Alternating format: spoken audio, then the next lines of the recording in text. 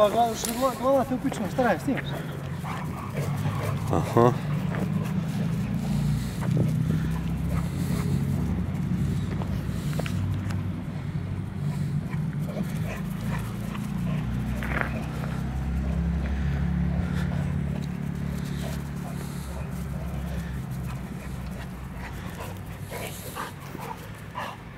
Stopira pa da krene opet.